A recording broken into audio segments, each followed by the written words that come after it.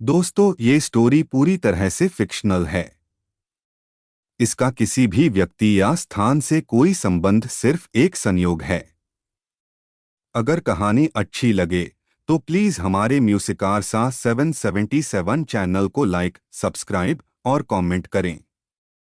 धन यही कारण था कि सभी तीन लोग अपना ऑर्डर लेने के लिए तैयार थे। एक शीर्ष टाइगर रैंकर के पास इतनी ताकत थी कि वह कैप्टन बन सकता था और मिशन एक्सेप्ट करने के लिए अपने छोटे भाई के ग्रुप का नेतृत्व कर सकता था।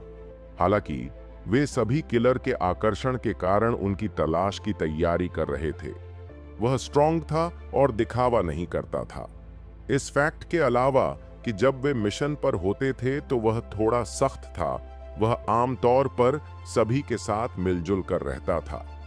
इसके अलावा वे यह भी समझते थे कि अपने मिशन को सख्ती से अंजाम देकर वे सभी के जीवन के लिए रिस्पॉन्सिबल हो रहे थे। किलर ने सभी को आश्वस्त करने के बाद वह उनके साथ चला गया। वह डार्क केप पर अटैक करने के लिए और अधिक लोगों को इकट्ठा करने जा रहा था। हालांकि कैप्टन टायरेंट से निपट सकता था, लेकिन ब्लडथर्स्टी भाड़े के सैनिकों में अभी भी कई मास्टर थे और उनकी करंट स्ट्रेंथ पर्याप्त नहीं थी। जाने से पहले ध्रुव ने उससे कहा कि वह कुछ बड़े भाड़े के सैनिकों को बड़ी कीमत पर हेल्प के लिए रख सकता है। जब तक टायरेंट का ख्याल रखा जाता है, तब तक उसे विश्वास था कि वे पैसे कमाने और फेमस होने का यह अच्छा मौका नहीं छोड़ेंगे। उसे यह भी लगा कि यह तरीका बहुत इफेक्टिव है, इसलिए वह कुछ बड़े भाड़े के ग्रुप से कांटेक्ट करने जा रहा था ताकि देख सके कि क्या वह उन्हें मना सकता है। किलर के चले जाने के बाद पॉल और गिरोह अंदर चले गए। मिस्टर ध्रुव, तीनों ने एक साथ ग्रीटिंग की। ध्रुव ने कहा, पिछले दिनों की हार्ड वर्क के लिए थैंक यू दोस्तों। यह इतना मुश्किल नहीं है, लेकिन अगर तुम नहीं आते तो हम वाकई उन्हें कंट्रोल नहीं कर पाते। ये भाड़े के सैनिक एक्सपीरियंस से भरे हुए हैं और हम अपनी करंट स्ट्रेंथ से उन्हें बिल्कुल भी नहीं रोक सकते। अगर किलर नहीं होता तो वे बहुत पहले ही मेरी जगह ले लेते। पॉल ने कड़वाहट से स्माइल किया। क्या किलर वही है जो अभी रुका था? ध्रुव ने पूछा। हाँ, जहां तक मुझे पता है, वह वास्तव में ब्लडथर्स्टी भाड़े के सैनिकों के खिलाफ प्रतिशोध रखता है, पॉल ने जवाब दिया। हाँ, मैं समझ गया। वह फ्यूचर में रेड फ्लेम का पहला उप कैप्टन होगा। आपको बहुत ज्यादा सोचने की जरूरत नहीं है। मैं रेड फ्लेम को कंट्रोल करने के लिए केवल एक स्ट्रॉन्ग पर्सन ही ढूंढ सकता हूं, क्योंकि जब मैं आसपास नहीं रहूंगा तो आप अपनी स्ट्रेंथ से उन्हें दबा नहीं पाएंगे। मुझे उम्मीद है कि आप समझ सकते हैं कि आपको भी डेडिकेशन से ट्रेनिंग जारी रखने और जितनी जल्दी हो सके ड्रैगन रैंक को तोड़ने का प्रयास करने की जरूरत है। मैं समझता हूं मिस्टर ध्रुव, पॉल ने रिस्पेक्ट के साथ जवाब दिया। वह ध्रुव से बेहतर भाड़े के सैनिकों के ग्रुप के सिस्टम को जानता था। कैपेसिटी वाला पर्सन रैंक में ऊपर जाएगा, जबकि बिना कैपेसिटी वाला केवल नीचे जाएगा। स्ट्रेंथ सभी चीजों का बेस थी। अपनी करंट स्ट्रेंथ के साथ वह एक छोटी टीम का लीडर बनने के लिए अधिक सूटेबल होगा। वह अभी भी उप कैप्टन बनने के लायक नहीं था, लेकिन आप अभी भी उप कैप्टन हैं। आपको रेड फ्लेम के डेली टास्क्स का चार्ज संभालना चाहिए। थैंक यू मिस्टर ध्रुव। वैसे मैंने आपको जो ऑर्डर दिया था उसका क्या हुआ? मिस्टर ध्रुव, यह हो गया है। दुनिया के सबसे एडवांस्ड वेपन्स 3 दिनों के भीतर आ जाएंगे। यह अच्छा है। हम 1 हफ्ते बाद डार्क केप पर अटैक करने के लिए रवाना होंगे, चाहे कंडीशंस कैसी भी हों। आपको जाकर प्रिपरेशन करनी चाहिए। ठीक है मिस्टर ध्रुव, यह कहकर पॉल और गिरोह चले गए। इस बीच ध्रुव थोड़ा एब्सेंट माइंड था, क्योंकि वह अपनी चेयर पर बैठा था। उसे 1 हफ्ते में डार्क केप पर अटैक करना होगा। उसकी स्ट्रेंथ फिर से डबल लिमिट तक पहुंच गई थी। अपने पिछले एक्सपीरियंस के अनुसार यदि वह अपग्रेडेशन जारी रखना चाहता है तो उसे लगभग 10,000 ग्रैंड पॉइंट्स की जरूरत हो सकती है, जिसका मतलब था कि उसे $1 ट्रिलियन खर्च करने की जरूरत होगी। दो कैटेगरीज थीं, यानी उसका बॉडी और माइंड। अगर उसके ग्रैंड पॉइंट्स इसी स्पीड से बढ़ते रहे और रोजाना 10 से ज्यादा पॉइंट्स बढ़ते रहे, तो उसे नहीं पता कि वह कब उस टारगेट तक पहुंच पाएगा। ये बहुत बढ़िया होगा अगर अर्थ का कोई ऑनर होता, क्योंकि वह सीरियसली जाकर उनसे पूछेगा कि क्या वे प्लैनेट बेच रहे हैं। कैओस लैंड एक बहुत पावरफुल कंट्री हुआ करता था। हालांकि यह सोमरलैंड और फाल्कोनिया के दो एम्पायर्स के बराबर नहीं था, फिर भी यह कुछ अन्य देशों की तुलना में बहुत ज्यादा स्ट्रांग था, क्योंकि यह कंट्री नेचुरल रिसोर्सेस से एक्सट्रीमली रिच था। इसलिए फाल्कोनिया की नजर इस पर लंबे समय से थी। लेकिन सोमरलैंड के दबाव के कारण फाल्कोनिया ने कुछ भी ज्यादा बेशर्मी से करने की हिम्मत नहीं की। इसलिए वे केवल अंदर से ही शुरुआत कर सकते थे। फाल्कोनिया द्वारा वर्षों की घुसपैठ के बाद देश अब भीतर से डिवाइड हो चुका था। जैसे ही फाल्कोनिया ने देश के रिसोर्सेस को जब्त करने का इरादा किया, उसे सोमरलैंड ने रोक दिया।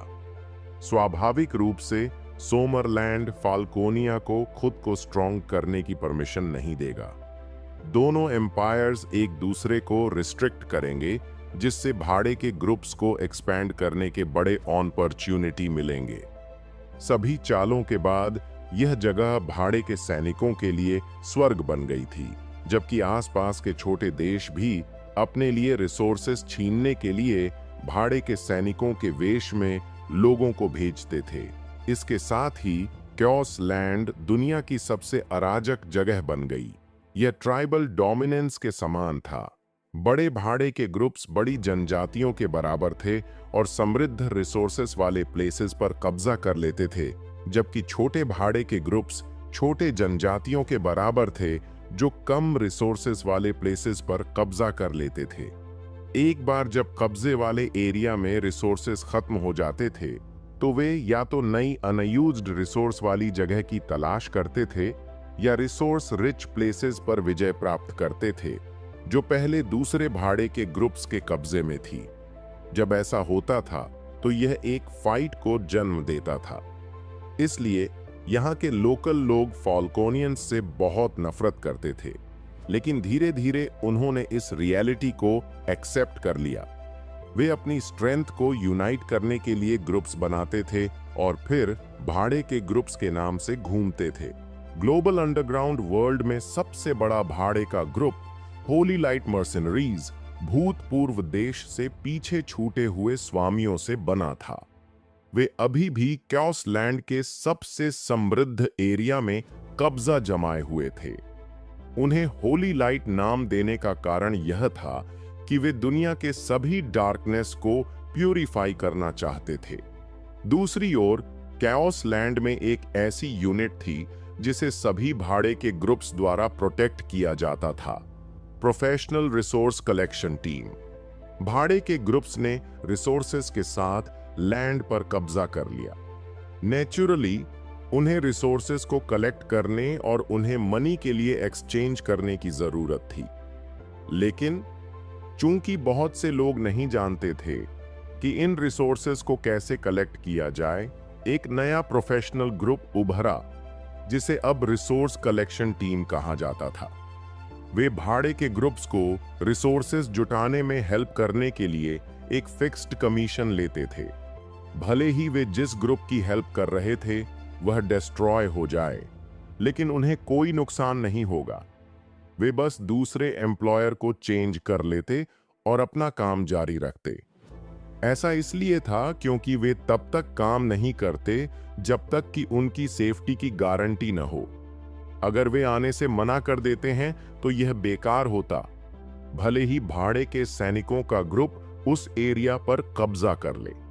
इसलिए कैओस लैंड में जब भी रिसोर्सेस को छीनने के लिए भाड़े के सैनिकों के बीच वॉर होता था, तो रिसोर्स कलेक्शन टीम कभी भी फंसाई नहीं जाती थी।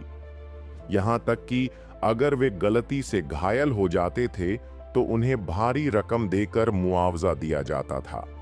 प्रमुख भाड़े के ग्रुप्स द्वारा कलेक्ट किए गए रिसोर्सेस को भी बेचना पड़ता था, जिससे कैओस लैंड में एक ट्रेडिंग जोन बना जिसे शांति क्षेत्र कहा जाता था। यह प्लेस सभी भाड़े के सैनिकों द्वारा प्रोटेक्टेड था, क्योंकि सभी द्वारा कलेक्ट किए गए रिसोर्सेस को यहां भेजा जाता था और मनी के बदले डेली नीड्स और फूड के लिए ट्रेड किया जाता था। शांति क्षेत्र में दुनिया भर के अलग अलग देशों के ट्रेडर्स भी आते थे। रिसोर्सेस को बाहर बेचने के बाद वे सभी तरह के फूड्स लाते थे। कई रिसोर्स कलेक्टर्स भी शांति क्षेत्र में रेस्ट करते थे जब उनके पास कोई काम नहीं होता था। साथ ही वे अपने नेक्स्ट जॉब का इंतजार भी करते थे। शांति क्षेत्र वाकई में एक बिजी सिटी थी जो कैओस लैंड में स्थित थी। यह सेफ, लाइवली और प्रॉस्पेरस था। बेशक सेफ्टी भी रिलेटिव थी। कैओस लैंड में कोई ऑब्सोल्यूट सेफ्टी नहीं थी। पॉल ने जो रेड फ्लेम का टेम्परेरी मीटिंग पॉइंट चुना था, वह शांति क्षेत्र के बहुत करीब था। इससे उसे रिक्रूटमेंट और सप्लाई खरीदने में आसानी हुई। जहां तक सवाल है कि उन्होंने शांति क्षेत्र में ही रेड फ्लेम भाड़े के सैनिकों के लिए एक टेम्परेरी मीटिंग पॉइंट क्यों नहीं बनाया, तो ऐसा इसलिए नहीं था कि वे पैसा खर्च नहीं करना चाहते थे, बल्कि इसलिए कि उन्हें बड़ी संख्या में एडवांस्ड हथियार भी खरीदने थे। दुर्भाग्य से शांति क्षेत्र में हथियारों की परमिशन नहीं थी। इस प्रकार वे केवल शांति क्षेत्र के बाहर ही टेम्परेरी रुकने का अरेंजमेंट कर सके। इस समय ध्रुव पीस एरिया की बिजी सड़कों पर टहल रहा था। यहाँ की चहल पहल देखकर उसे ऐसा लग रहा था जैसे वह सोमरलैंड में वापस आ गया हो। हालांकि फर्क यह था कि यहाँ कोई ऊंची बिल्डिंग्स नहीं थीं। सबसे ऊंची बिल्डिंग कई मंजिलों वाली एक छोटी इमारत थी। सड़क पर कई लोग खाना, कपड़े और डेली नीड्स की चीजें बेचते थे। यहाँ हर तरह की चीजें बिकती थीं, लेकिन प्राइस अक्सर बहुत ज्यादा होती थी। सोमरलैंड में जितना होता था, यहाँ उससे कम से कम 5 गुना ज्यादा। कभी कभी कुछ चीजें घर की कीमत से 10 गुना तक होती थीं।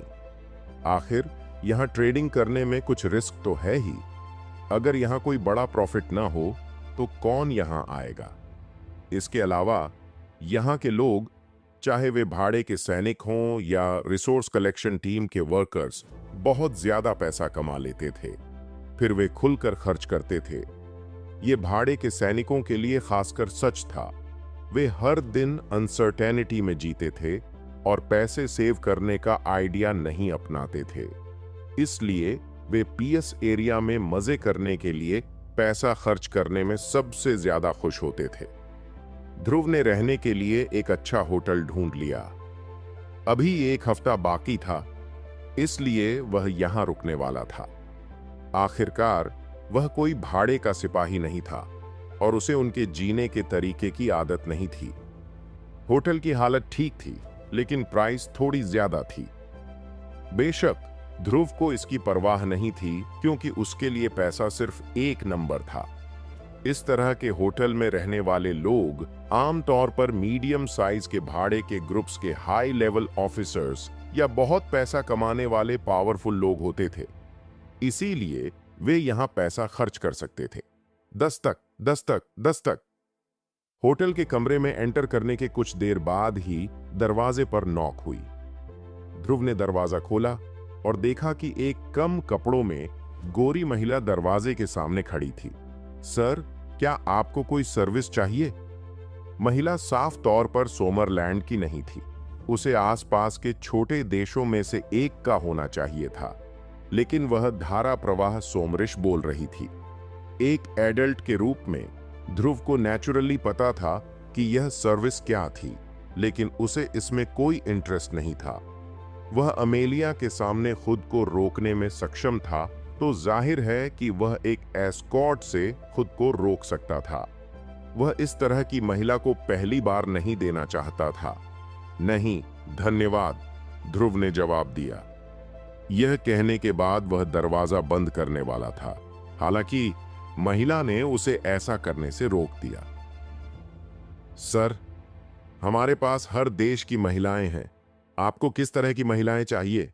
हम आपकी हर जरूरत पूरी कर सकते हैं, महिला ने हार न मानते हुए पूछा। मुझे सच में इसकी जरूरत नहीं है, थैंक यू, मैं रेस्ट करने जा रहा हूं। ध्रुव ने दरवाजा बंद करने की कोशिश की, लेकिन दरवाजा अभी भी अटका हुआ था। चले जाओ, ध्रुव ने अपनी प्रेजेंस दिखाते हुए ये दो शब्द कहे। महिला दंग रह गई। यह साफ था कि वह डर गई थी।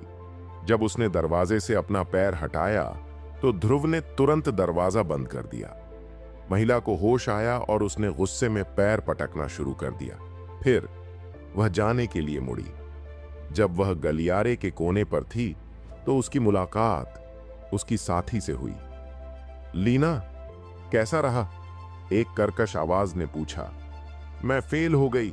उस लड़के को औरतों में कोई इंटरेस्ट नहीं है, लीना ने जवाब दिया। मेरे हिसाब से वह लड़का पैसे वाला है।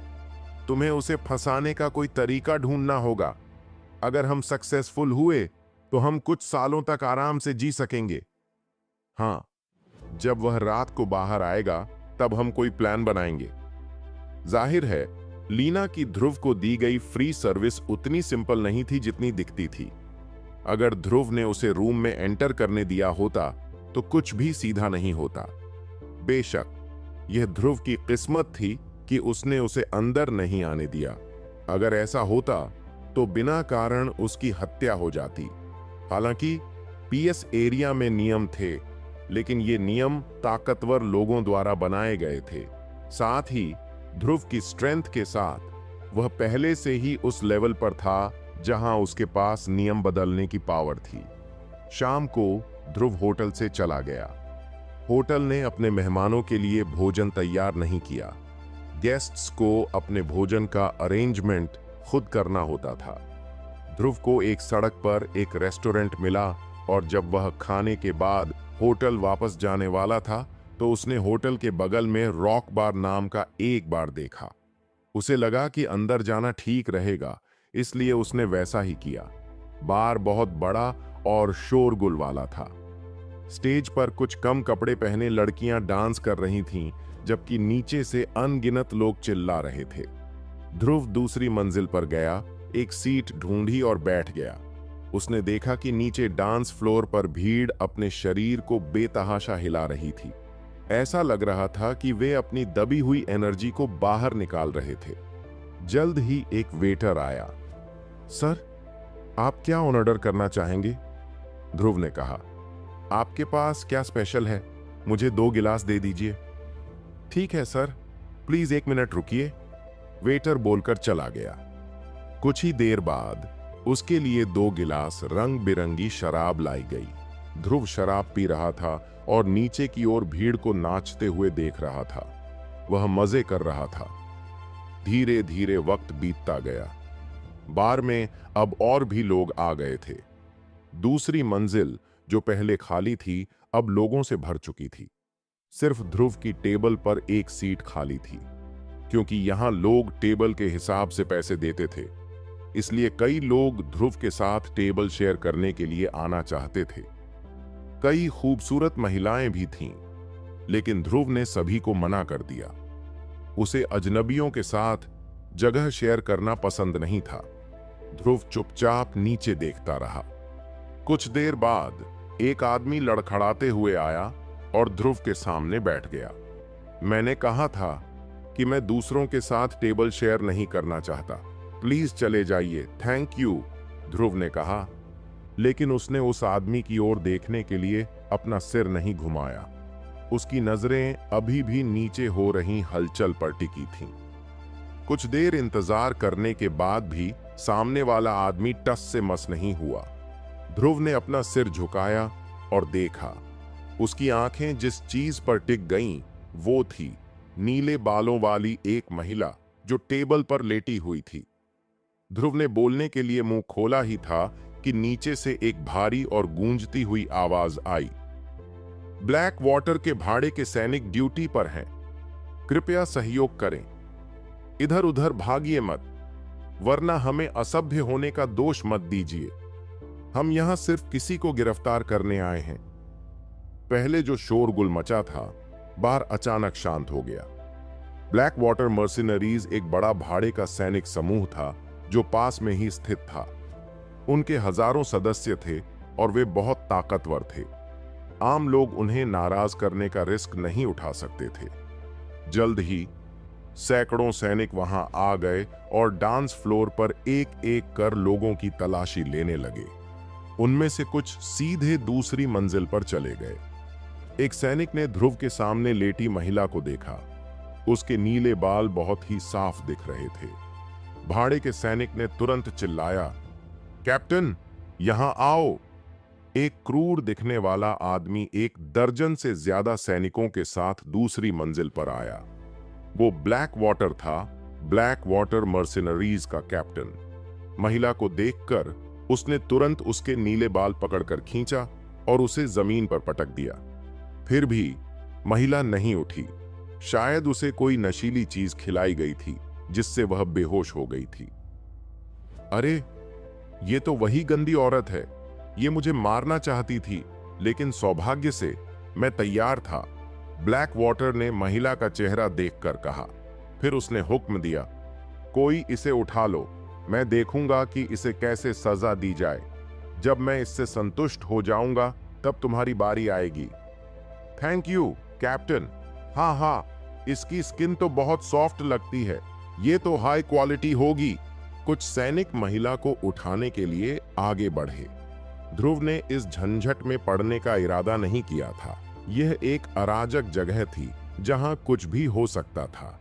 लेकिन जैसे ही वे लोग जाने वाले थे, ब्लैक वाटर की नजर ध्रुव पर पड़ी।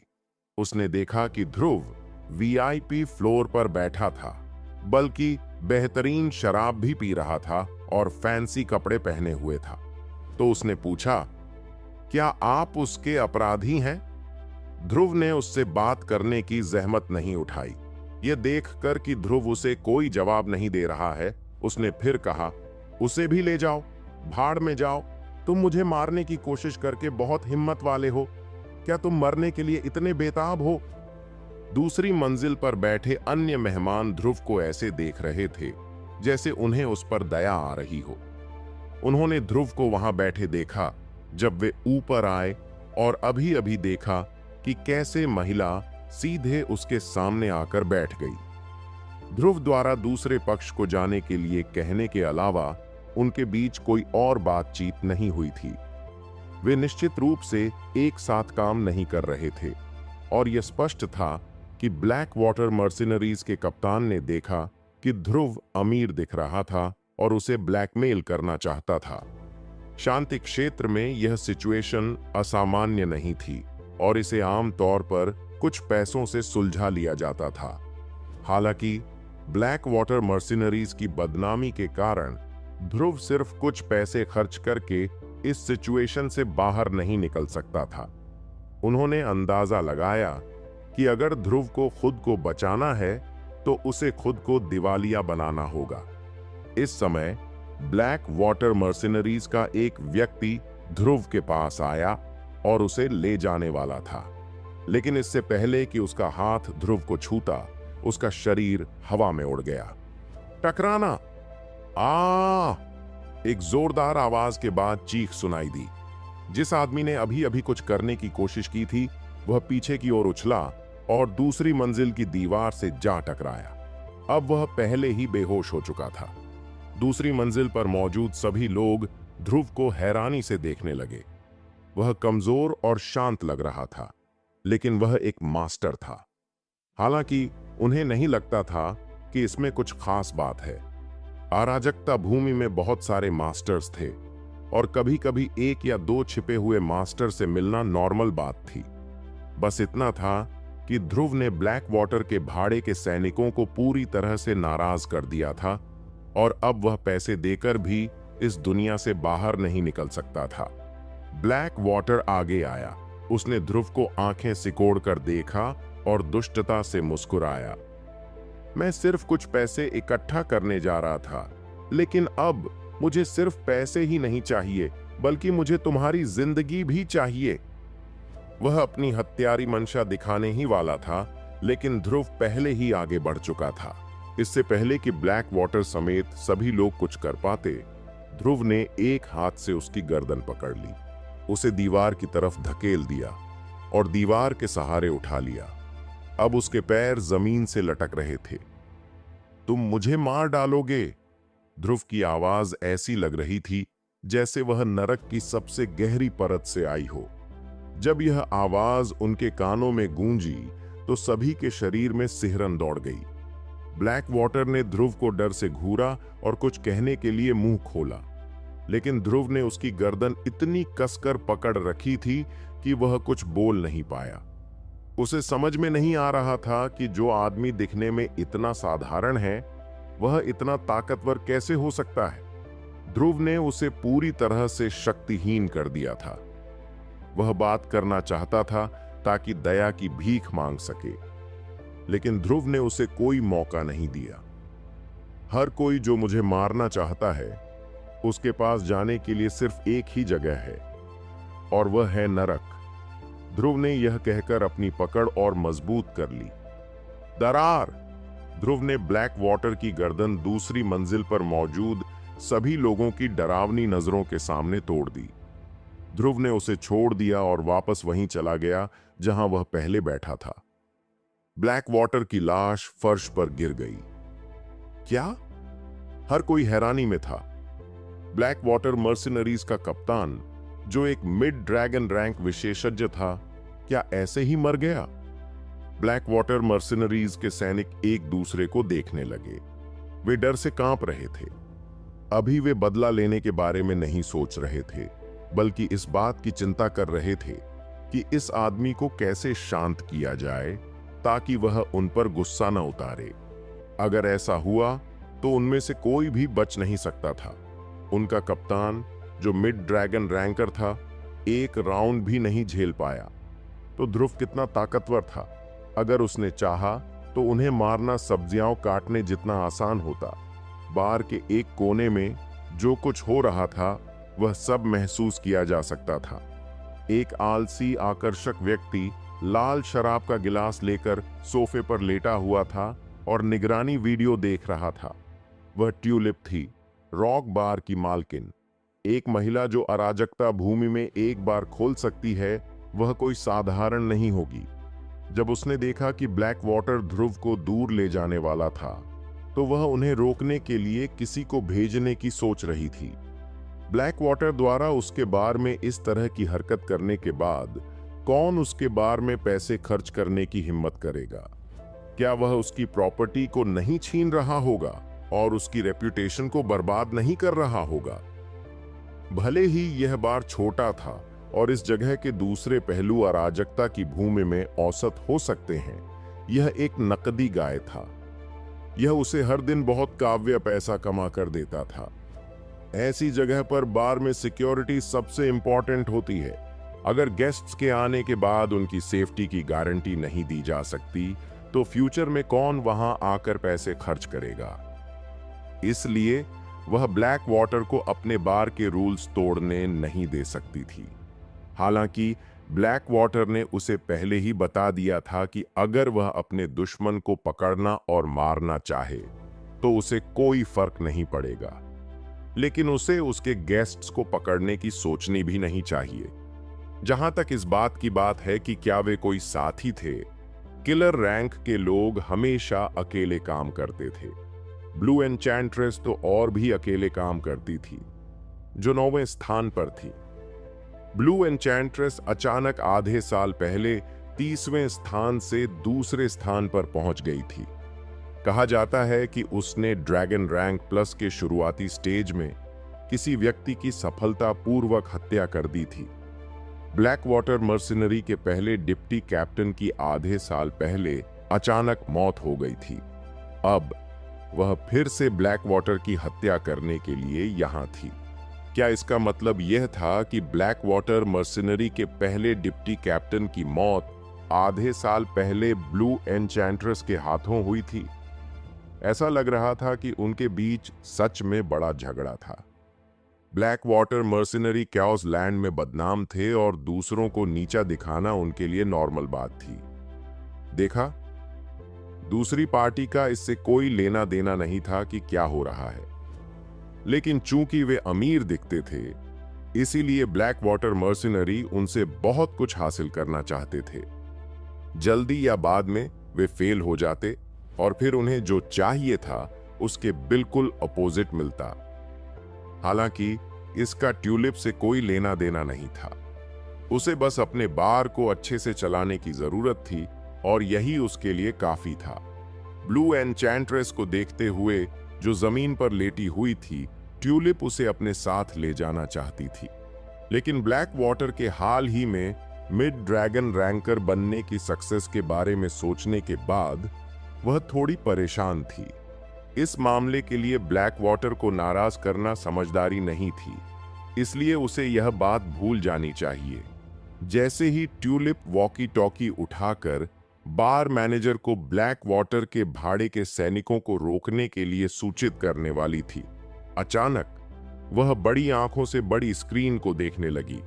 इस समय बड़े पर्दे पर एक ऐसा सीन आया जिसे देखकर वह हैरान रह गई।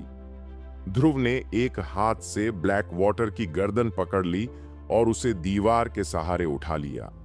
ब्लैक वाटर, जो मिड ड्रैगन रैंक का था, वापस फाइट करने में असमर्थ था। वह सिर्फ अपनी आंखें चौड़ी करके सामने खड़े व्यक्ति को डर से देख रहा था। 1 सेकंड से भी कम समय में ब्लैक वाटर की गर्दन टूट गई और उसका शरीर दीवार के कोने से नीचे फिसल गया। ब्लैक वाटर, प्रतिष्ठित ब्लैक वाटर मर्सिनरीज का कैप्टन और मिड ड्रैगन रैंकर, अभी अभी मारा गया था। उसे रेसिस्ट करने का भी मौका नहीं मिला। ये कैरेक्टर शांति क्षेत्र में कब आया? यह आदमी कौन था? उसके यहां आने का मकसद क्या था? ट्यूलिप ने जल्दी से वॉकी टॉकी उठाया और कहा, मिस्टर लार्सन, मैडम, क्या आपने निगरानी वीडियो देखा? हाँ। श्री लार्सन साफ तौर पर हिल गए थे। एक मिड ड्रैगन रैंकर पहले से ही कोई ऐसा व्यक्ति था जो उनके लिए अथाह था। इस तरह का व्यक्ति मारा गया इससे पहले कि वह फाइट कर पाता। बार में इतना पावरफुल आदमी बैठा था और प्रबंधक होने के बावजूद उन्हें इसकी खबर नहीं थी। यह उनके कर्तव्य में चूक थी। आधे चांदी के मास्क वाला आदमी कब आया? क्या वह पहले भी यहां आ चुका है? मैडम, यह व्यक्ति शाम को आया था और बहुत देर से वहां बैठा है। आज उसका यह पहला मौका होगा। मैंने उसे पहले कभी नहीं देखा। क्या आप चाहती हैं कि मैं उसके जाने के बाद किसी को उसके पीछे भेजूं? श्री लार्सन ने पूछा। उसका पीछा करो। अगर तुम मरना चाहते हो तो मुझे इसमें मत घसीटो। अभी जाकर कलेक्टर एडिशन रेड वाइन की 2 बोतलें ले आओ, मैं बाद में वहां पहुंच जाऊंगी, ट्यूलिप ने कहा। हाँ मैम। जल्दी से उठी, शीशे के पास गई और अपना मेकअप फिर से लगाया। फिर उसने अपने परिपक्व लेकिन आकर्षक फिगर और चेहरे को देखा और मुस्कुराकर कमरे से बाहर निकल गई। ध्रुव अपनी सीट पर वापस आकर बैठ गया। उसने अभी अभी शराब का पहला गिलास खत्म किया था और दूसरे गिलास से घूंट भरते हुए कहा, जिनका इस मामले से कोई लेना देना नहीं है, वे अब यहां से चले जाएं। दूसरी मंजिल पर मौजूद मेहमान एक एक करके नीचे उतरने लगे। ब्लैक वाटर के किसी भी भाड़े के सैनिक ने हिलने की हिम्मत नहीं की। जब सब चले गए तो ध्रुव ने पूछा, मुझे बताओ क्या हो रहा है? ब्लैक वाटर के भाड़े के सैनिकों में से एक ने खड़े होकर सम्मानपूर्वक कहा, सर, हम ब्लैक वाटर भाड़े के सैनिक हैं। जमीन पर लेटी हुई नीले बालों वाली महिला ब्लू एन्चेंट्रेस है, जो किलर रैंक में 9वें स्थान पर है। ब्लैक वाटर मर्सर के पहले डिप्टी कैप्टन की मौत आधे साल पहले उसके हाथों हुई थी। आज वह फिर से हमारे कैप्टन की हत्या करने आई थी। कैप्टन ने उसकी असलियत जान ली और वह एक गुप्त दवा लेने के बाद भाग गई। हमने उसका पीछा किया, जबकि आपने अभी जो व्यक्ति मारा है वह हमारा कैप्टन था, जिसे ब्लैक वाटर के नाम से जाना जाता था। क्या किलर रैंक के लोग आम तौर पर अकेले काम नहीं करते? आपके कप्तान ने यह दावा क्यों किया कि मैं उसका साथी हूं? ध्रुव ने पूछा। ऐसा इसलिए हो सकता है क्योंकि तुम एक अमीर आदमी की तरह दिखते हो और वह तुमसे पैसे ऐंठना चाहता था। तो क्या ब्लैक वाटर मर्सिनरी ऐसा अक्सर करते हैं? वह आदमी इतना डर गया कि वह तुरंत जमीन पर घुटनों के बल बैठ गया। उसने गुस्से से झुकते हुए जवाब दिया, सर, हम सिर्फ उसके अधीनस्थ हैं और हम वही कर सकते हैं जो कप्तान कहता है, अन्यथा हम मौत को दावत दे रहे होंगे। कृपया बड़े आदमी बनो और हमें छोड़ दो। बाकी लोग तुरंत घुटनों के बल बैठ गए। सर, कृपया हमें छोड़ दो। मुझे ब्लैक वाटर मर्सिनरी की संख्या बताओ, ध्रुव ने कहा। सर, ब्लैक वाटर मर्सिनरीज में 1300 से ज्यादा लोग हैं। हमारा लीडर एक मध्यम ड्रैगन रैंकर था और पहला डिप्टी कैप्टन ड्रैगन रैंक के शुरुआती चरण में था, लेकिन वे सभी मर चुके हैं। अब 16 टाइगर रैंकर और 54 प्रथम श्रेणी के लोग हैं। हमने कभी नहीं गिना कि बाकी लोगों में से कितने लोग प्रथम श्रेणी से नीचे हैं। ध्रुव ने कुछ देर सोचा और तय किया कि उनका साइज काफी अच्छा है। अगर वे रेड फ्लेम में शामिल हो जाते हैं तो वे एक शक्तिशाली बल बन जाएंगे जो एक हफ्ते में डार्क केप पर उनके हमले के लिए बहुत मददगार होगा। साथ ही उन्होंने अभी अभी उसकी ताकत देखी थी, इसलिए उन्हें कोई और विचार करने की हिम्मत नहीं करनी चाहिए। अब आप इस समय टीम के कार्यवाहक कप्तान हैं। वापस जाओ और ब्लैक वाटर मर्सिनरीज को छांटो। फिर एक हफ्ते में पीस एरिया से 5 किलोमीटर पश्चिम में इकट्ठा हो जाओ। तुम अब से मेरे लिए काम करोगे।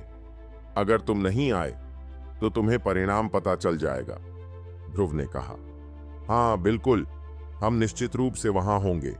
हमें न मारने की आपकी दयालुता के लिए धन्यवाद। आप जैसे बड़े शख्स के लिए काम करना हमारे लिए सम्मान की बात है। ठीक है, अब आप जा सकते हैं। शव भी ले जाइए। हाँ सर, अब हम चलेंगे। एक दर्जन लोगों के समूह में से 2 लोग बाहर आए और ब्लैक वाटर की लाश को उठाकर ले गए। वे नीचे गए और 100 से ज्यादा लोगों के साथ बार से बाहर निकल गए। बार की पूरी दूसरी मंजिल पर सन्नाटा था। केवल ध्रुव और जमीन पर लेटी महिला ही बची थी। ध्रुव ने महिला की तरफ देखा। हत्यारे रैंक में 9वें नंबर पर नीली जादूगरनी। यह महिला बहुत बूढ़ी नहीं होनी चाहिए, है ना? लेकिन वह पहले से ही इतनी शक्तिशाली है। नीचे संगीत जारी रहा और डांस फ्लोर पर लोग फिर से अपने शरीर को तेजी से हिलाने लगे। पीएस एरिया में यह सिचुएशन बहुत आम थी और किसी को भी यह अजीब नहीं लगा। ज्यादातर लोगों के लिए ब्लैक वाटर मर्सनरीज के कप्तान का स्तर अभी भी उनकी पहुंच से बाहर था। वे ब्लैक वाटर को नहीं जानते थे और उन्हें नहीं पता था कि दूसरी मंजिल पर क्या हुआ था।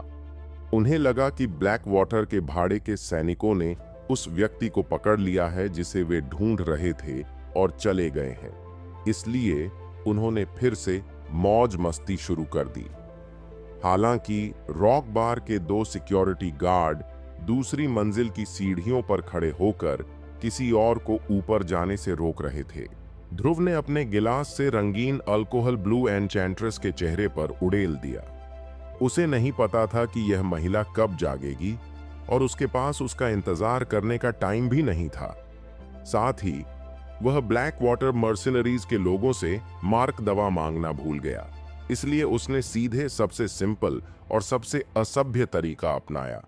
यकीनन यह तरीका काफी कारगर रहा और ब्लू एन्चेंट्रेस को धीरे धीरे जागने में ज्यादा टाइम नहीं लगा।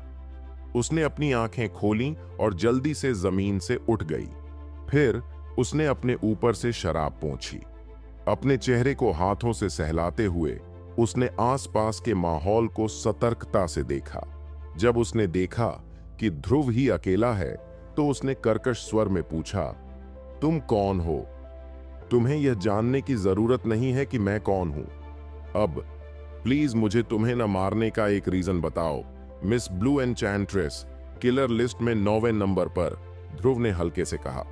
उसे ऐसे हत्यारे पसंद नहीं थे जो टारगेट की पहचान की परवाह किए बिना अपने एम्प्लॉयर की प्रॉब्लम्स से छुटकारा पाने के लिए पैसे लेते थे, चाहे टारगेट अच्छा हो या बुरा। जब तक एम्प्लॉयर उन्हें पेमेंट करता वे एक्शन लेते, जबकि वह खुद लगभग मारा जा चुका था। अगर वह स्ट्रॉन्ग नहीं होता तो वह पहले ही मारा जा चुका होता। इसलिए वह ऐसे हत्यारे के साथ दयालु नहीं होगा जो अच्छे और बुरे में फर्क नहीं कर सकता। अगर उसे यकीन होता कि सामने वाला ऐसा ही है तो वह उसे फ्यूचर में दूसरों की हत्या करने से रोकने के लिए मारने में संकोच नहीं करेगा। जब उसने उसे अपना नाम पुकारते हुए सुना तो नीली जादूगरनी समझ गई कि उसने उसे पहचान लिया है और वह तुरंत डिफेंसिव पोज में आ गई। तभी उसके हाथ में एक खंजर दिखाई दिया। तुम कौन हो? मुझे नहीं लगता कि मैं तुम्हें जानती हूं, है ना? तुम मुझे क्यों मारना चाहते हो? नीली जादूगरनी ने पूछा। ओह, कितना फनी है। तुम एक हत्यारे हो। क्या तुम्हें लगता है कि तुमने ऐसे बहुत से लोगों को नहीं मारा है जिन्हें तुम नहीं जानते? क्या होगा अगर मुझे भी दूसरों ने यह काम सौंपा हो? ध्रुव ने जवाब दिया। क्या ब्लैक वाटर ने तुम्हें भेजा है? वह कहां है? नीली जादूगरनी ने गुस्से से पूछा। क्या होगा अगर मैं कहूं कि मुझे उन मासूम लोगों ने भेजा है जिन्हें तुमने पहले मारा था? मासूम? मैंने जिन लोगों को मारा है उनमें से कोई भी मासूम नहीं है। वे सभी बदमाश हैं जिन्होंने मेरा घर बर्बाद कर दिया। दुर्भाग्य से मैं अपने परिवार का बदला लेने के लिए उन सभी को नहीं मार सकती, ब्लू एन्चेंट्रेस ने इमोशनल होकर कहा। जब ध्रुव ने सुना कि ब्लू एन्चेंट्रेस ने क्या कहा तो उसने चौंक कर पूछा, क्या तुम हत्यारे नहीं हो? तुम हत्यारे रैंक में 9वें नंबर पर हो। क्या तुमने पहले कभी किसी मासूम को नहीं मारा है? मैं सिर्फ उन्हीं को मारती हूं जो मारे जाने के लायक हैं। उन्होंने मेरा घर नष्ट कर दिया और मेरे परिवार को मार डाला, लेकिन मैं इतनी स्ट्रांग नहीं हूं कि उन सभी को मार सकूं। तो ब्लैक वाटर के भाड़े के सैनिक ही वे थे जिन्होंने तुम्हारा घर बर्बाद किया था? बिल्कुल नहीं, लेकिन उनके कप्तान और पहले उप कप्तान ही थे जिन्होंने ऐसा किया। हालांकि मैं सिर्फ उनके पहले उप कप्तान को ही मार पाई, उनके कप्तान को नहीं। ब्लैक वाटर ने इस अटेम्प्ट के दौरान मेरे खिलाफ साजिश रची थी, इसलिए मैं यहां से भाग आई। उसने कहा, मुझे अपनी सिचुएशन के बारे में बताओ। अगर तुम मुझे कन्विंस कर पाई तो मैं तुम्हें नहीं मारूंगा और तुम्हें एक सरप्राइज भी दूंगा। ध्रुव ने कहा। वह नीली जादूगरनी की स्टोरी सुनना चाहता था। अगर उसने कभी किसी मासूम को नहीं मारा था, जैसा कि उसने कहा, तो उसे लगा कि इस पर्सन को अपने साथ लाना अच्छा होगा। वैसे भी उसे अपनी आर्मी के लिए और लोगों की जरूरत थी, लेकिन उसे उसकी रजामंदी भी चाहिए थी। नीली जादूगरनी ने ध्रुव को अपने पास्ट के बारे में बताना शुरू किया। वह जानती थी कि वह ध्रुव की बराबरी नहीं कर सकती थी। आखिरकार वह समझ सकती थी कि ध्रुव एक महासागर की तरह था, जबकि वह सिर्फ एक छोटी नाव थी। यह उसकी प्रतिभा थी। वह न केवल अपनी ऑरा को छिपा सकती थी, बल्कि वह दूसरों की ताकत का भी पता लगा सकती थी। उसने ब्लैक वाटर मर्सनरीज के पहले डेप्यूटी कैप्टन को चौंकाकर उसे मारने के लिए इस पर भरोसा किया। वह ड्रैगन रैंक के शुरुआती चरण में था, जबकि वह ड्रैगन रैंक के आधे रास्ते पर थी। हालांकि वे आधे कदम की दूरी पर लग रहे थे, लेकिन उनके बीच बहुत बड़ा फर्क था। अगर ब्लैक वाटर उसके लिए तालाब था, तो ध्रुव समुद्र था, और दोनों के बीच कोई कंपैरिजन नहीं था। इसलिए वह सिर्फ ध्रुव के कहे अनुसार ही कर सकती थी, क्योंकि वह मरना नहीं चाहती थी और उसने उन सभी को नहीं मारा था जिन्होंने उसका घर नष्ट किया था। ब्लू एन्चांट्रेस मूल रूप से कैओस लैंड के किनारे स्थित एक छोटे से देश की प्रिंसेस थी, जो एक लापरवाह और खुशहाल लाइफ जीती थी। भले ही इसे एक छोटा देश कहा जाता था, लेकिन यह सच में समरलैंड के एक छोटे से काउंटी के एरिया के बराबर था। हालांकि ये छोटे देश समरलैंड के छोटे काउंटी से ज्यादा रिच थे रिसोर्सेज में। 10 साल पहले इस छोटे से देश के रिसोर्सेज पर एक बड़े भाड़े के सैनिकों के ग्रुप ने कब्जा कर लिया था। फिर उन्होंने एक रैंडम बहाना बनाया और छोटे देश पर हमला करना शुरू कर दिया। हालांकि ब्लू एन्चांट्रेस के देश ने अपनी पूरी ताकत से रेजिस्टेंस किया, फिर भी दुश्मन के वेल प्रिपेयर्ड अटैक के सामने उसे हार का सामना करना पड़ा। देश के सभी लोग मारे गए या पकड़े गए। अपने मालिक की मदद से वह बच निकली। आखिर में उसका मालिक भी उसे बचाने के लिए दुश्मन के हाथों मारा गया। फिर उसने बदला लेने की अपनी प्लान शुरू की, लेकिन भाड़े के सैनिकों का ग्रुप उसके देश के रिसोर्सेज पर पूरी तरह कब्जा करने के बाद बिखर गया। कई हाई लेवल मर्सनरीज एक शानदार लाइफ जीने के लिए अपने देश लौट गए। कई मिडिल और लो लेवल भाड़े के सैनिक वहीं रुके रहे और ब्लैक वाटर मर्सनरीज को सबसे पावरफुल और सबसे बेस्ट माना जाता था। लगातार जांच के बाद ग्रुप के मर्सनरीज में से हाई लेवल लोग अपने देश लौट गए। ब्लैक वाटर का कैप्टन ड्रैगन रैंक में गिर गया था और उसके बाद उसे नशा दिया गया। वह यहां भाग आई। उसे लगा कि वह मर जाएगी, लेकिन जब वह जागी तो उसने पाया कि ब्लैक वाटर के लोग उसे पकड़ नहीं पाए थे। ब्लू एन्चेंट्रेस की कहानी सुनने के बाद ध्रुव को इस लड़की पर तरस आ गया। साथ ही वह सोच रहा था कि क्या यह लड़की झूठ बोल रही है। वह कितने समय से कैओस लैंड में था। वह पहले ही 2 लोगों से मिल चुका था जिनके बीच बहुत कड़वाहट, गहरी नफरत और खूनी झगड़े थे। पहला था किलर और दूसरा था ब्लू एन्चेंट्रेस। ऐसा संयोग कैसे हो सकता है? किलर ठीक होना चाहिए। आखिरकार वह मिड ड्रैगन रैंकर था, इसलिए उसे ध्रुव से झूठ बोलने की कोई जरूरत नहीं थी। हालांकि ब्लू एन्चेंट्रेस शायद चालाकी दिखा रही थी। ध्रुव को शक था कि क्या इस लड़की ने खुद को बचाने के लिए यह कहानी बनाई है। हालांकि चूंकि वह यह नहीं बता सकता था कि वह सच बोल रही है या झूठ, इसलिए वह उसे अब भी के लिए अपने पास रखेगा। वह उसके फ्यूचर परफॉर्मेंस के आधार पर जज करेगा। अगर वह झूठ बोल रही होगी तो एक्शन लेने में देर नहीं होगी। ध्रुव को इस बात का डर नहीं था कि वह उसके खिलाफ कोई बुरी चाल चल सकती है। फुल पावर के सामने कोई भी कंस्पिरेसी और चाल बेकार थी। वास्तव में ध्रुव को यह नहीं पता था कि अराजकता की भूमि में कई लोग खून के झगड़े झेलते हैं। हालांकि जो लोग तब तक बढ़ सकते थे जब तक उनके पास पर्याप्त ताकत न हो और उन दोनों की तरह बदला लेने का मौका न मिले, वे बहुत दुर्लभ थे। अब से मैं तुम्हें ब्लू कहूंगा और तुम मेरे लिए काम करोगे। वैसे मैं तुम्हें एक सरप्राइज बताता हूं। ब्लैक वाटर मर चुका है। ध्रुव ने ब्लू एन्चेंट्रेस को देखते हुए कहा। क्या? ब्लैक वाटर मर चुका है? सच में? ब्लू एन्चेंट्रेस ने आश्चर्य से पूछा। अभी जब तुम बेहोश थे तब उसकी मौत हो गई। वह तुम्हें अरेस्ट करने आया था, लेकिन उसने मुझे नाराज कर दिया, इसलिए मैंने उसे मार डाला। शुरू में मुझे यह पसंद नहीं था कि तुम हत्यारे हो, लेकिन तुम्हारी कहानी सुनने के बाद मैंने तुम पर विश्वास करने और तुम्हें फिलहाल अपने साथ रखने का फैसला किया। धन्यवाद। नीली जादूगरनी ने धीरे से रोते हुए उसे धन्यवाद दिया। तुम मुझे सर कह सकते हो। अगर तुमने जो कुछ भी कहा वह सच है तो मैं तुम्हारी मदद कर सकता हूं जब भी तुम किसी ऐसे दुश्मन से मिलो जिसे तुम हरा नहीं सकते। सच में? धन्यवाद सर। इस समय 30 साल की एक आकर्षक महिला दूसरी मंजिल पर चली आई। उसने एक बॉडीकॉन ड्रेस पहनी हुई थी जो उसके सुडौल शरीर को उभार रही थी और उसके हाथ में कलेक्टर एडिशन रेड वाइन की 2 बोतलें थीं। वह बार की बॉस थी, ट्यूलिप। ब्लू, इधर आओ, ध्रुव ने पुकारा। हाँ सर। नीली जादूगरनी ध्रुव के पीछे चली गई और अपनी जगह पर खड़ी हो गई। ट्यूलिप दंग रह गई। मूलतः वह ब्लू एन्चेंट्रेस को अपने साथ रखना चाहती थी। आखिरकार वह किलर रैंक में 9वें नंबर की हत्यारी थी। उसके पास भले ही अद्भुत युद्ध क्षमताएं न हो, लेकिन उसके पास बेहतरीन हत्या के तरीके जरूर थे। सर, मेरा नाम ट्यूलिप है और मैं रॉक बार की बॉस हूं।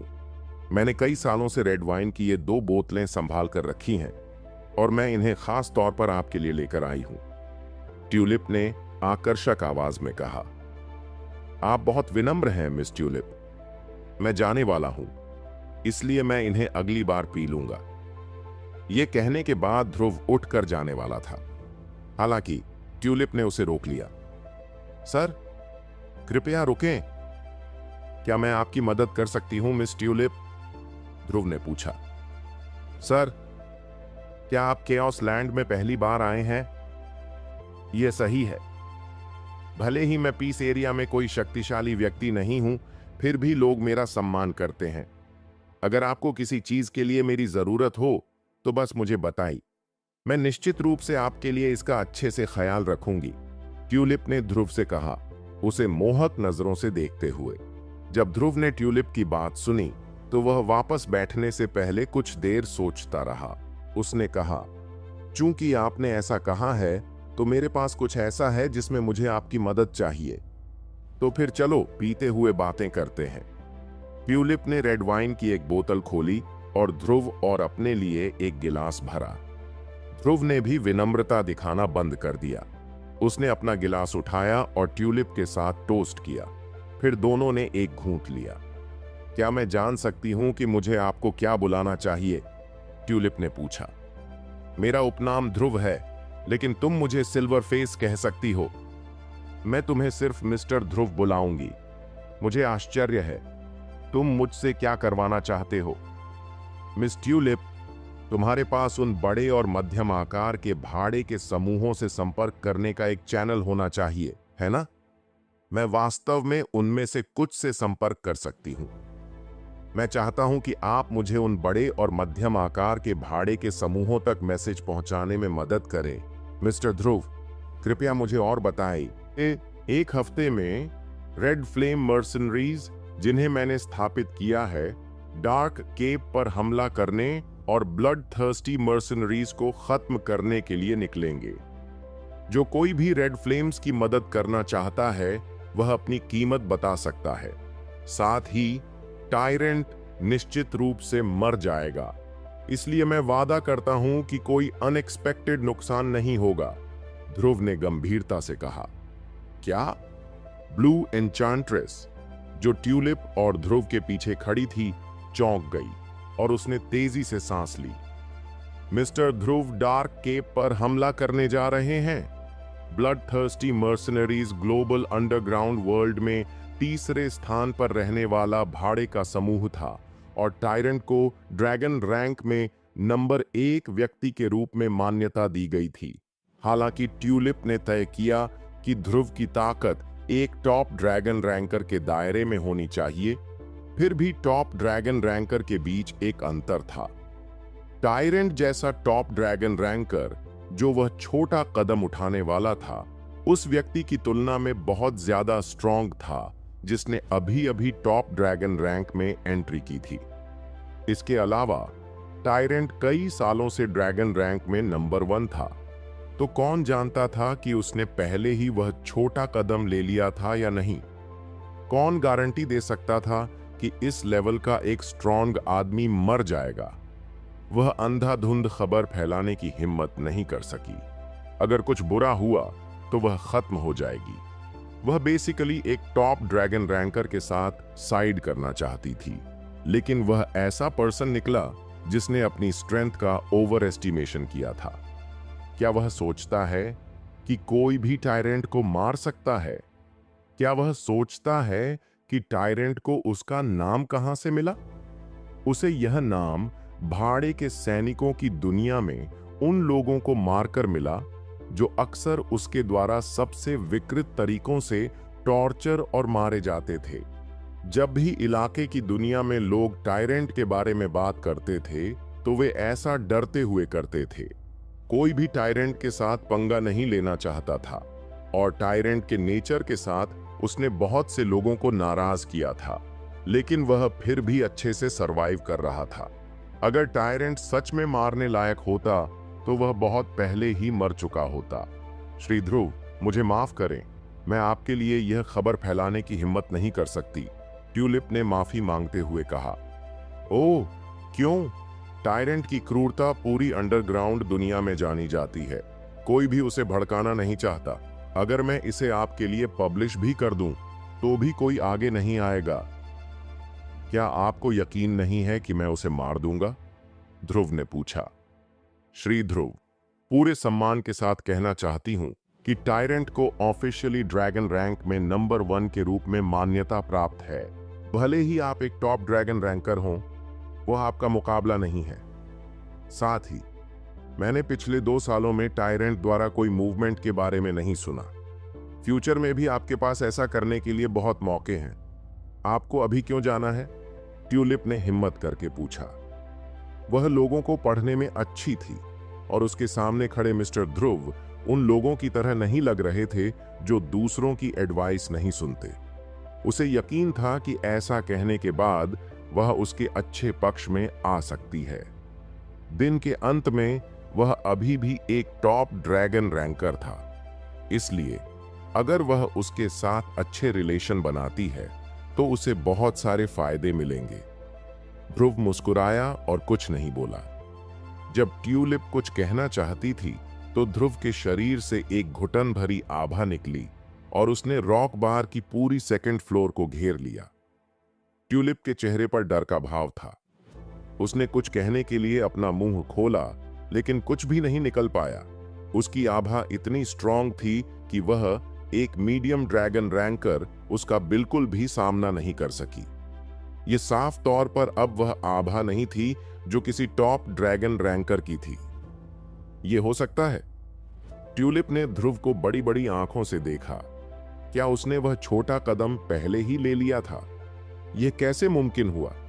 हालांकि ध्रुव ने सिल्वर का आधा मास्क पहना था और उसने जानबूझकर अपनी आवाज बदल ली थी।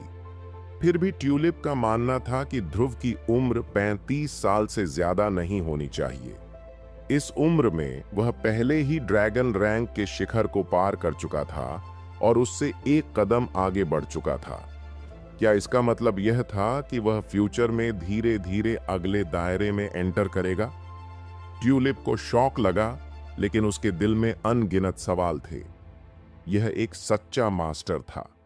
जब तक वह इस मौके का फायदा उठाती रहेगी और इस पावरफुल इंसान पर भरोसा करेगी, वह फ्यूचर में पूरी अंडरग्राउंड दुनिया में फेमस हो जाएगी।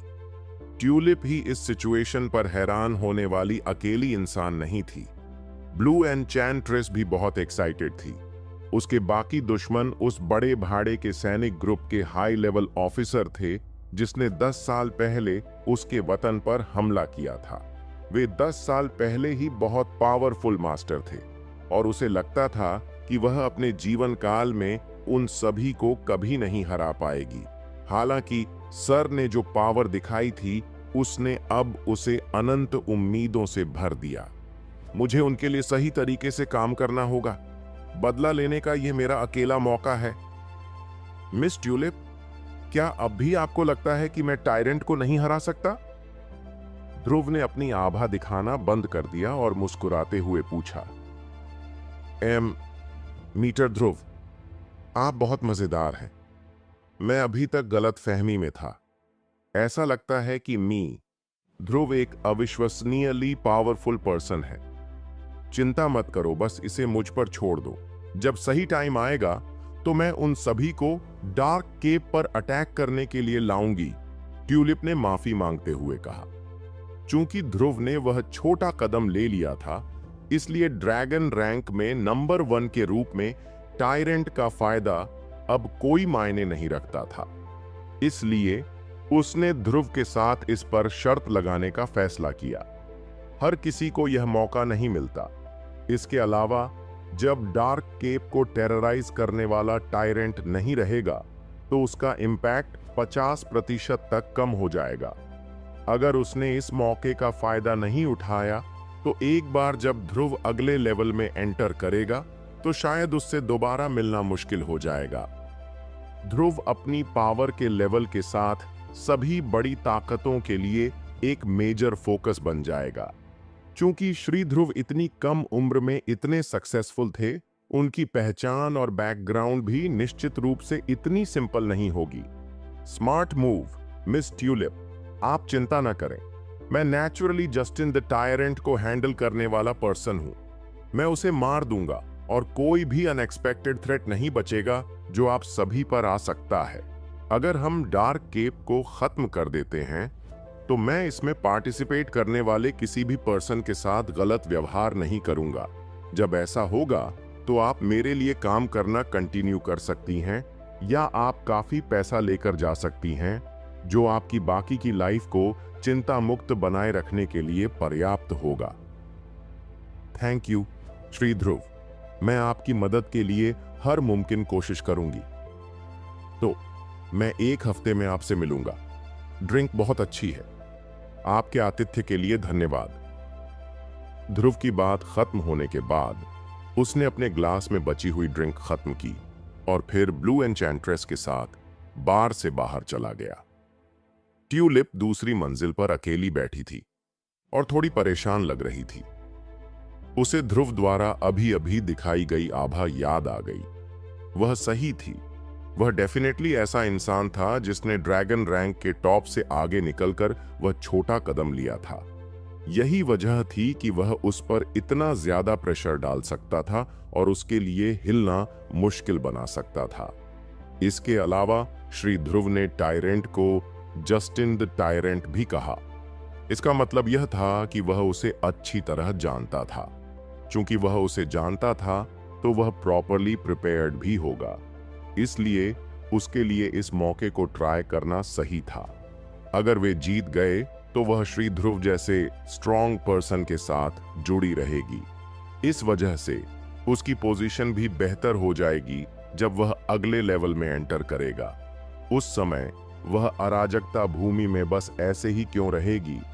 भले ही वह मीडियम ड्रैगन रैंकर थी, लेकिन कैओस लैंड में कई बड़े भाड़े के सैनिक समूह के कैप्टन की ताकत पहले से ही ड्रैगन रैंक के लास्ट फेज तक पहुंच चुकी थी। उनके पहले डिप्टी कैप्टन के पास भी मीडियम ड्रैगन रैंकर की पावर थी। ब्लैक वाटर भाड़े के सैनिक बड़े ग्रुप्स में सबसे कमजोर माने जाते थे। अगर ब्लैक वाटर के सैनिक उन बड़े ग्रुप्स से टकराते तो उन्हें उनके साथ खुद को झुकाकर पेश करना पड़ता।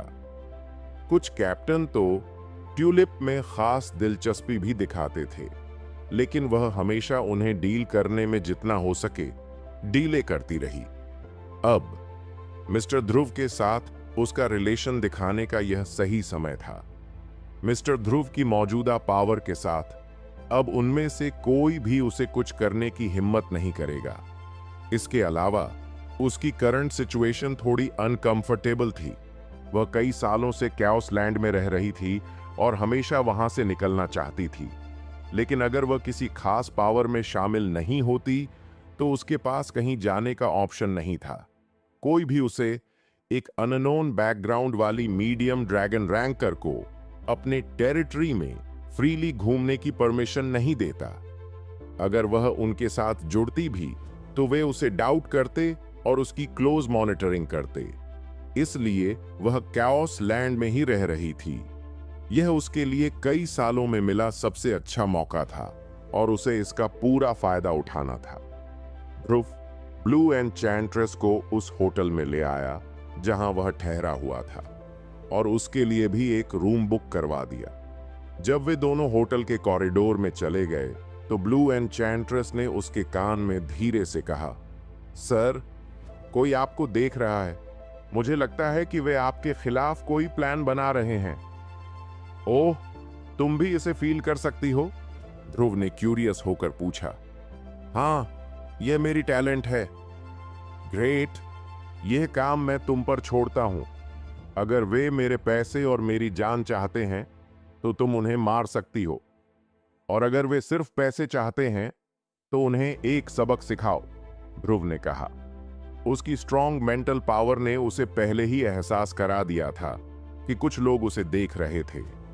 उनमें से एक वह औरत थी जिसने होटल में एंटर करते ही उसका दरवाजा खटखटाया था।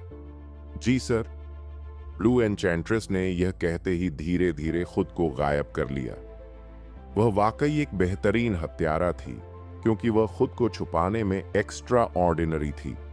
शुक्र है ध्रुव के पास स्ट्रॉन्ग मेंटल पावर थी, नहीं तो कोई भी आम इंसान उसे नोटिस नहीं कर पाता। ध्रुव अपने कमरे में वापस चला गया। थोड़ी देर बाद उसके दरवाजे पर दस्तक हुई। उसने दरवाजा खोला और देखा कि ब्लू एन्चेंट्रेस खड़ी थी। उसके साथ एक अधेड़ उम्र का आदमी था जो जमीन पर घुटनों के बल बैठा हुआ था। जैसे ही उस आदमी ने ध्रुव को देखा, वह तुरंत उसके सामने झुक गया। सर, हम आप जैसे पावरफुल इंसान को पहचान नहीं पाए और हमने आपको डिसरिस्पेक्ट किया। प्लीज हमें माफ कर दीजिए, उसने गिड़गिड़ाते हुए कहा। ध्रुव ने पूछा, तुम लोग बार बार यहाँ क्राइम करने आते हो, है ना? सर, हमें बस पैसे चाहिए। हम कभी किसी को नुकसान नहीं पहुंचाते। हम अपनी पूरी सेविंग्स आपको दे सकते हैं, लेकिन प्लीज हमें जाने दीजिए। अधेड़ उम्र के आदमी ने कांपते हुए कहा, अब से मुझे तुम्हें इस तरह का गंदा काम करते हुए कभी मत दिखना। जाओ। ध्रुव के शब्दों में इतना पावर था कि आदमी के अंदर तक डर भर गया। जी सर, हम जरूर एक नई शुरुआत करेंगे। थैंक यू हमें ना मारने के लिए। ध्रुव ने दरवाजा बंद कर दिया और ब्लू एन्चेंट्रेस ने भी उसके बगल वाला दरवाजा खोलकर चेक किया। उस अधेड़ उम्र का आदमी वहीं घुटनों के बल बैठा अपना पसीना पोंछ रहा था। वह इतना डर गया था कि उसकी सांसें तेज हो गई थीं। वह वहां करीब 10 मिनट तक घुटनों के बल बैठा रहा। जब उसे यकीन हो गया कि अब सब कुछ ठीक है, तो वह जल्दी से उठकर भाग गया। 1 हफ्ता जल्दी बीत गया। इस हफ्ते के दौरान ध्रुव और ब्लू एन्चेंट्रेस रोज पीस एरिया की गलियों में घूमते रहे। वे अक्सर लोगों से मिलते, उनके साथ बातचीत करते और उन लोगों को भी गाइड करते जिनके पास सही काम नहीं था। लेकिन कभी कभी कुछ लोग उनके अमीर दिखने के कारण उन्हें लूटने की कोशिश करते। 2 बार गुजारी लोगों ने तो ब्लू एन्चेंट्रेस पर हमला करने की कोशिश की। हालांकि बाद में वे दोनों मारे गए। पिछले हफ्ते 2 स्ट्रॉन्ग पर्सन जो बुराई से नफरत करते थे, पीस एरिया में आए और उन्होंने इस जगह के लोकल अपराधियों को इतना डरा दिया कि कोई भी बाहर जाने की हिम्मत नहीं कर पाया। इसलिए पिछले 2 दिनों से किसी ने भी गलत काम करने की कोशिश नहीं की। आज वह दिन था जब सब लोग एक साथ इकट्ठा हुए। ध्रुव रेड फ्लेम मर्सिनरीज के टेम्परेरी मीटिंग हॉल की मेन सीट पर बैठा था। उसके पीछे ब्लू एन्चेंट्रेस और पॉल खड़े थे। हॉल इस समय लोगों से भरा हुआ था। 1 हफ्ते पहले यहां सिर्फ दर्जन भर लोग थे। यह सभी कैओस लैंड में अलग अलग भाड़े के ग्रुप्स के लीडर्स थे। इनमें से ज्यादातर सिर्फ अपनी सिक्योरिटी के लिए आए थे, जबकि कुछ रेड फ्लेम में शामिल होना चाहते थे। रेड फ्लेम में अब मीडियम और छोटे ग्रुप्स के अलावा 3 मास्टर्स भी थे जो ड्रैगन रैंक के फाइनल फेज में थे। ये सभी बड़े भाड़े के ग्रुप्स के लीडर थे। उनमें से 2 को ट्यूलिप ने भर्ती किया था, जबकि 1 को किलर ने मनाया था। इसके अलावा कई अन्य मिड और शुरुआती स्टेज के ड्रैगन रैंकर्स भी थे। इतनी सारी बड़ी और छोटी ताकतों के इकट्ठा होने से उनका ग्रुप सीरियस लगने लगा। इस बात के साथ कि ध्रुव टॉप लेवल से ऊपर का एक सुपर मास्टर था, किसी ने भी उसकी पावर को इग्नोर करने की हिम्मत नहीं की। मैं सिल्वर फेस हूं, रेड फ्लेम मर्सिनरीज का कैप्टन और इस मिशन का आरंभ करता। अगर आपके कोई सवाल हैं तो आप मुझसे पूछ सकते हैं, ध्रुव ने कहा। कैप्टन सिल्वर फेस, क्या आप सचमुच टायरेंट को मार सकते हैं? ड्रैगन रैंक के अंतिम स्टेज के कैप्टन्स में से एक, लायन किंग ने पूछा। यह बात वहां मौजूद सभी लोगों की चिंता थी।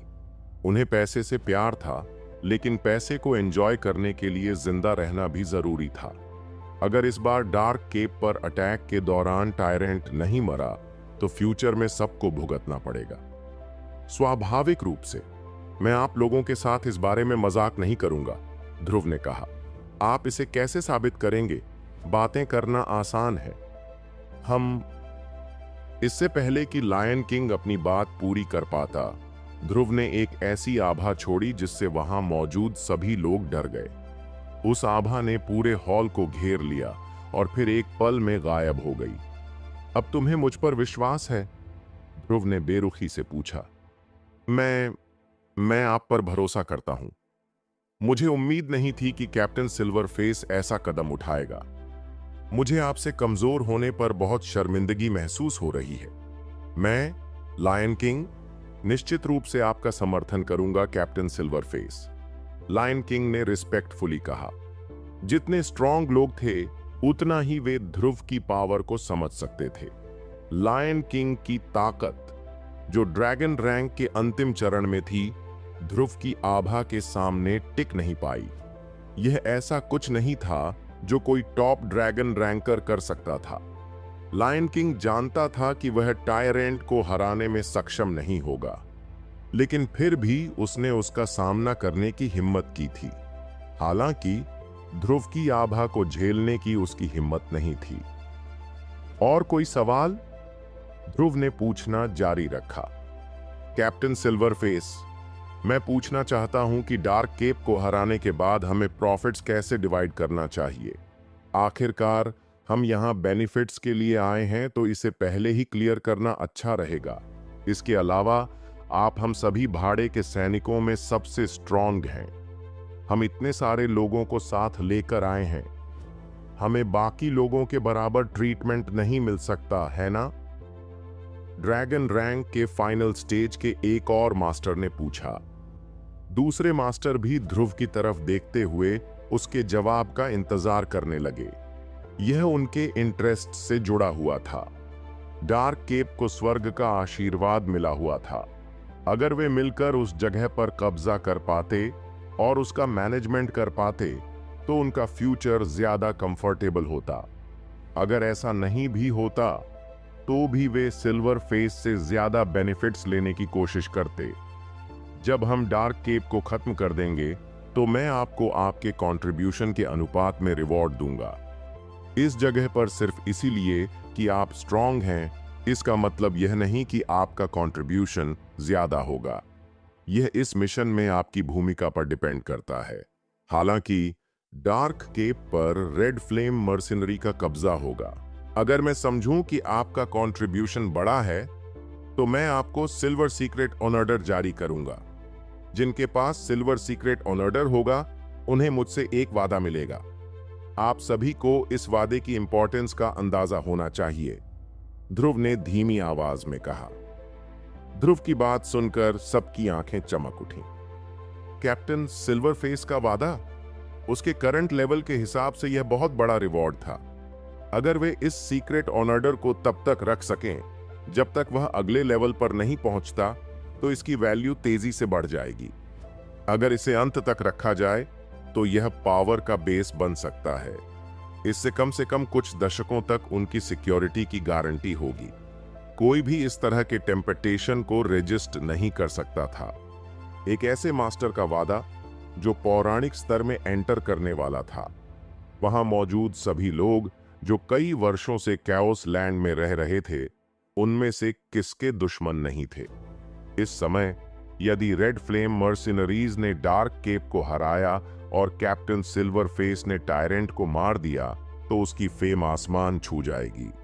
साथ ही सिल्वर सीक्रेट ऑर्डर रखने वाले किसी भी इंसान को भी रिस्पेक्ट मिलेगा। चिंता मत करो कैप्टन सिल्वरफेस, चूंकि तुमने ऐसा कहा है, इसलिए हम डार्क केप को जब्त करने में तुम्हारी मदद करने के लिए पूरी ताकत लगाएंगे। हाँ, हम निश्चित रूप से डार्क केप पर कंट्रोल पाने में आपकी हेल्प करेंगे, सब ने एक स्वर में कहा। ठीक है, अब जब किसी को कोई प्रॉब्लम नहीं है, तो आप अपनी टीमों का नेतृत्व करें और उन्हें छोटे छोटे ग्रुप्स में बांट दें। 3 दिन में हम डार्क केप के वेस्टर्न पार्ट में मिलेंगे। एक बार वहां पहुंचने के बाद मैं नंबर 1 ड्रैगन रैंक टायरेंट को चैलेंज करूंगा और सब देखेंगे कि मैं कैसे पर्सनली टायरेंट को मारता हूं।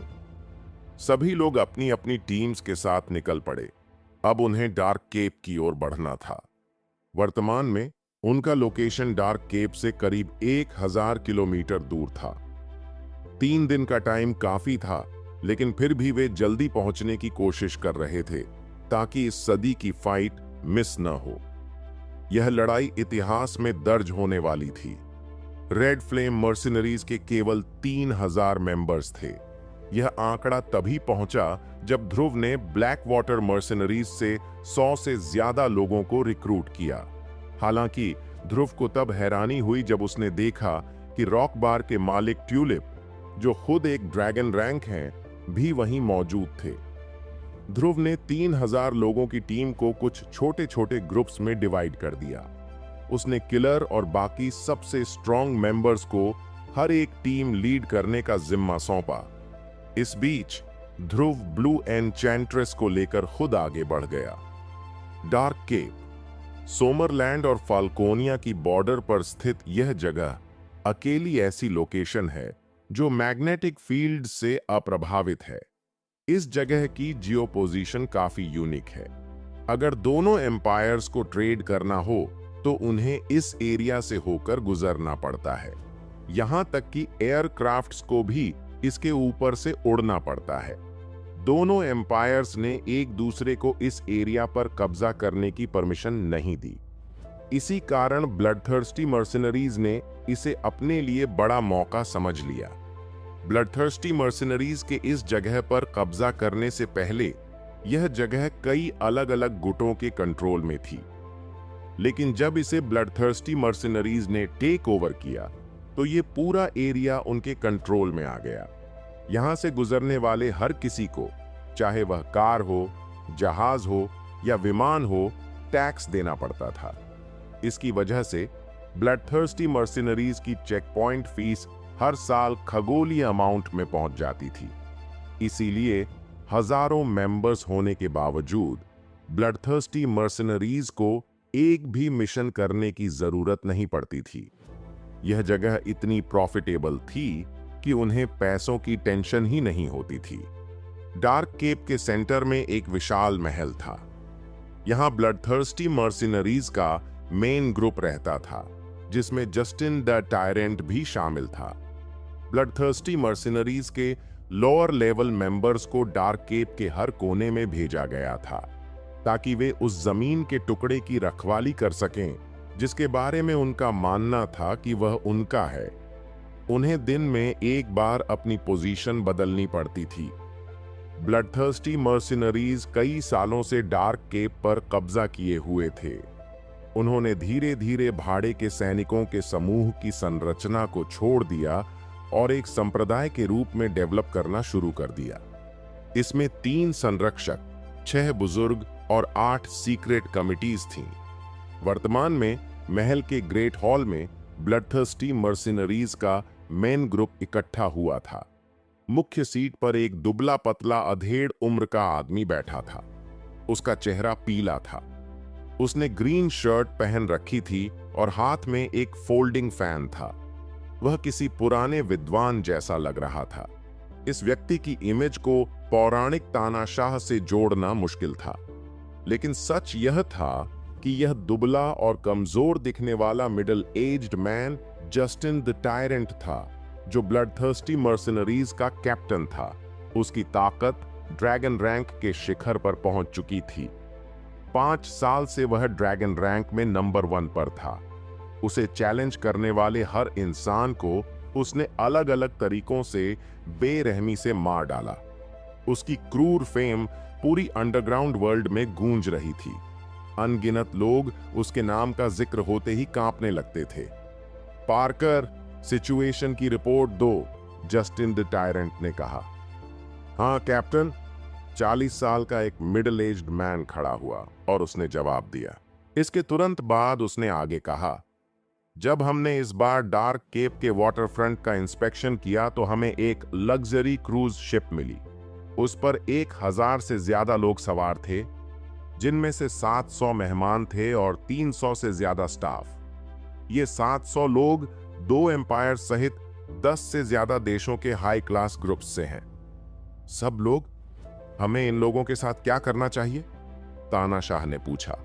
कैप्टन, क्यों ना हम दोनों एम्पायर्स के लोगों को जाने दें और बाकी के लोगों के फैमिली मेंबर्स को बोलें कि वे उनके बदले में बड़ी फिरौती तैयार करें। मुझे लगता है कि हमें सबके साथ एक जैसा बर्ताव करना चाहिए। हम दोनों एम्पायर्स के प्रति पक्षपाती नहीं हो सकते। वे हमारा क्या कर लेंगे? हर एक से $10 मिलियन की फिरौती मांगो। पैसे मिलते ही बंधकों को छोड़ देंगे, नहीं तो उन्हें समुंदर में मछलियों को खिलाने के लिए फेंक देंगे। सहमत हूं।